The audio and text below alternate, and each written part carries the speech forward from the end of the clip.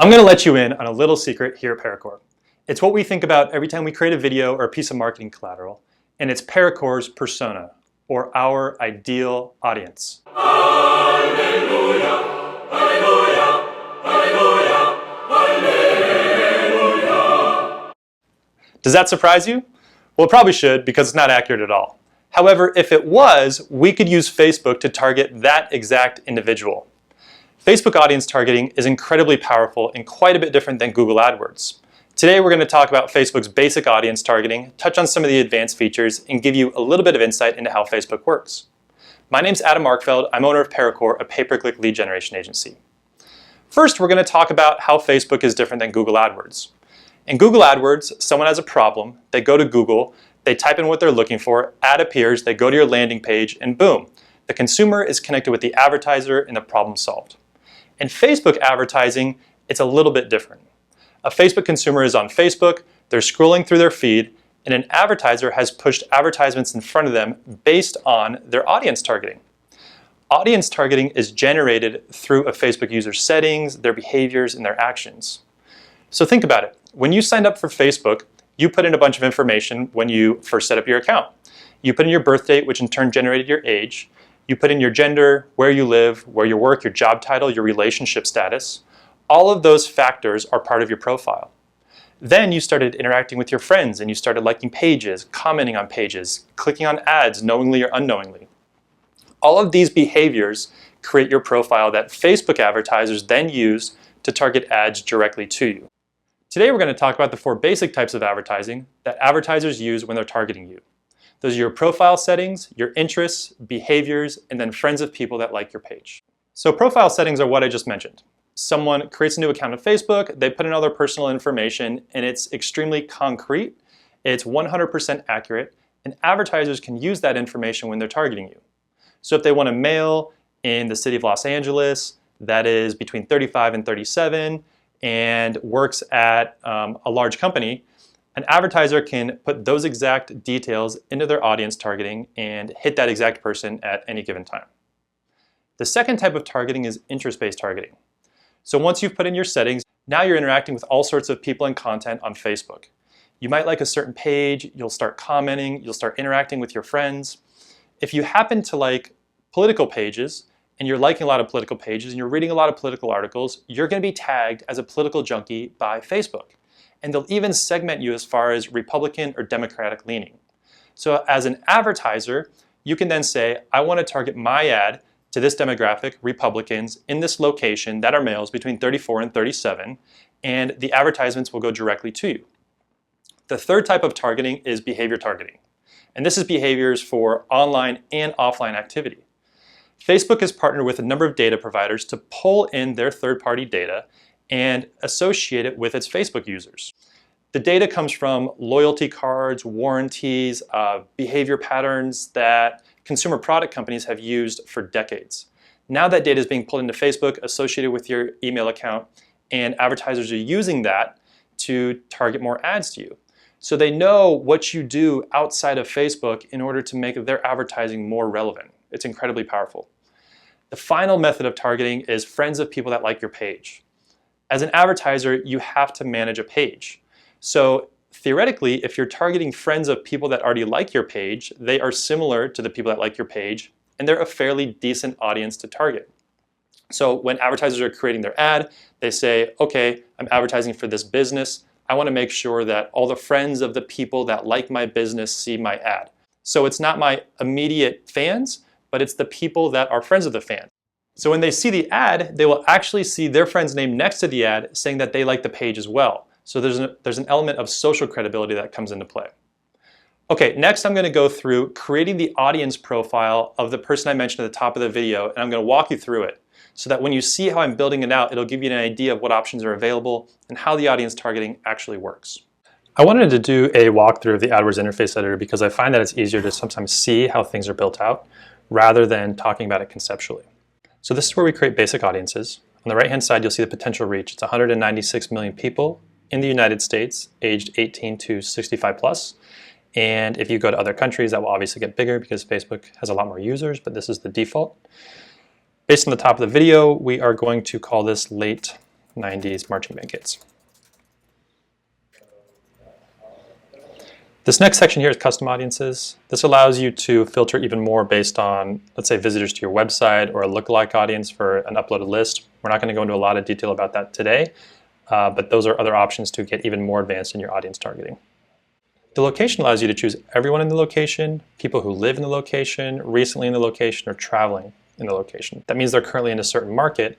However, their profile says that they actually live in New York, but they're in Arizona, and their phone's GPS is telling them that.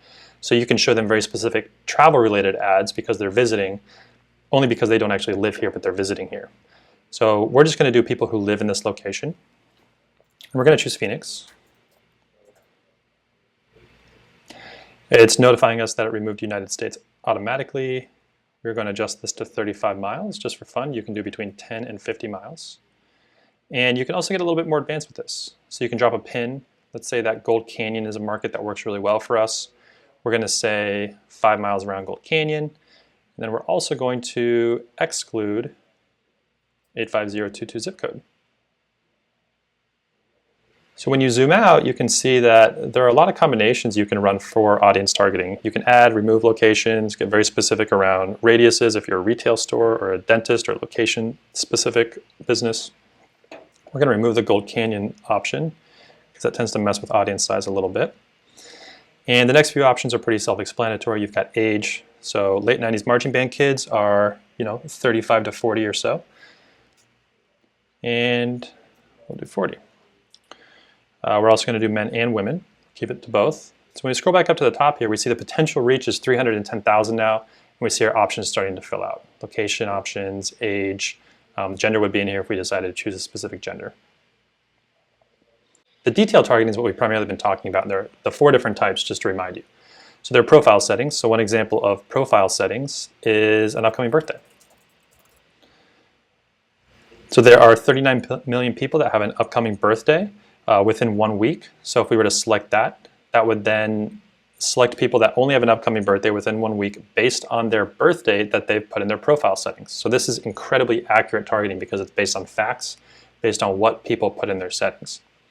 You can also use the browse option back here and browse by demographics. In this case, it would be life events. And down here at the bottom, it's upcoming birthday. But you can also see recently moved, newlywed, when people are saying that they just got married, or they just got engaged, or they just got in a relationship on Facebook. All that information is tracked. And you can then start advertising to them based on those life events. So if someone just got married or just got in a relationship, you can start advertising flowers to them or gifts or something along those lines that's relevant to them at that particular time in their life. So that's the first method of targeting, which is settings. Next, we have interest-based targeting. So I'm going to show you home office here for a second, just to illustrate that on the right-hand side here, you have employers, demographics, behaviors, and interests. These are different types of targeting, all with the same keyword. So if people are interested in home office related websites, articles, people that are commenting on things, that'll be an interest. Demographics is people who work in a home office. This is pulled from a third-party source called Epsilon, which you can see here on the right-hand side. People who have listed home office as their employers, that's also shown here on the right-hand side. There's a short description of these, which is often very helpful. Sometimes it's not very helpful. And then behaviors, so people in households that buy electronics for their home office software, printers, scanners, and other gadgets. And that's purchased activity by Axiom. So these are the third-party data providers that were number 3 before the behaviors. So this data is imported based on user behavior and activity. It's then associated with user accounts in Facebook, and we then use that for targeting. So here, Axiom's data is being used, and in this case, Epsilon's data is being used. And they're all the same keyword. However, the data is being pulled in differently. So that's really good to know. Again, based on our profile at the top of the video, we're going to do marching band. Someone that's interested in marching band, boom, there are 3.5 million people. And we want someone that spends a lot of money. So instead of just adding it here, these are ors. So it's, do you have an upcoming birthday or do you like marching band? We're actually going to kill this. Now we're going to narrow it to people that are high spenders. So we're going to hit browse, which is an easy way to filter through these things. We're going to go to behavior. We're going to hit financial. And then we're going to do spending methods. So you can target people that have multiple lines of credit or just one line of credit. people that have bank cards, credit card high spenders, debit cards, gas department retail store cards. So we're going to say credit card high spenders. So people that spend a lot of money on their credit cards, also like marching band. And we'll go back up here and we see the audience has decreased a lot. So it's down to 30 people. So this is starting to get very, very specific. Maybe a little bit too specific for a real marketing campaign, but it just shows you how detailed it can get. The fourth targeting method that we talked about was adding a connection type. So Facebook pages, people who like your page, friends of people who like your page. So we're going to click friends of people who like our page and then ParaCore. So now we're down to 20 people, and 20 people is basically the minimum. They're not going to show you less than 20 people, but it does show you how specific you can get and how really refined you can get with the targeting methods. So there you have it. That's how you create custom audiences within Facebook's Audience Editor. I'm now going to talk a little bit about some of the more advanced audiences. We're not going to go into a lot of depth, but I just want to mention them just so that you know they exist.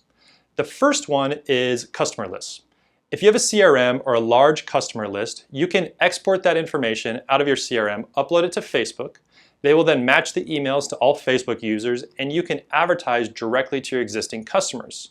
So if you have a lot of past customers or existing customers or just a large database of people that you want to market to, you can upload that list to Facebook and send your message directly to them. It's great for upsells, reminders, all sorts of advertising efforts. Once you've uploaded that list, you can actually then create a lookalike audience. So a lookalike audience tells Facebook, hey, these are our customers. We want to use their attributes, but we want to create an audience that's similar to them, not exactly them, because the similar audience will be likely similar to other consumers that we want to target. So take our current customers, create an audience that's similar, and we're going to market to them. So lookalike audiences are also incredibly powerful. The next audience type is website traffic. Website traffic uses the Facebook pixel, and it tracks all of your activity across the website. You can use the pixel to then retarget to consumers that are hitting your website. So that's that creepy, I visited a website, now they're following me on Facebook sort of experience that consumers see. You can also show advertisements based on very specific pages that someone visits. So if they visit a sign-up page but don't sign up, you can show them a specific ad or content or just the website in general. Facebook pixels are really powerful. The final targeting method I'm just going to mention quickly is what they call engagement, which is a little bit goofy because everything on Facebook is engagement. But the engagement targeting method applies to lead ads, canvas ads, and video ads. And it's based on how engaged people are with those ads. So if someone sees a lead ad and they open it and they don't complete the form, you can target those individuals. If they open the form and they complete it and they then submit it, you can also target those individuals. So you can basically target people based on how far through the funnel of that lead form they got. The same with videos, you can target with their 25, 50, or 75%. And then on the Canvas ads, you can target those individuals if they interact with the Canvas ad format, which is pretty complex. So just for them, it's basically if you interacted with it, you're in good shape. Thanks for watching today. Those are the basic Facebook audience targeting and touching on the advanced audience targeting methods.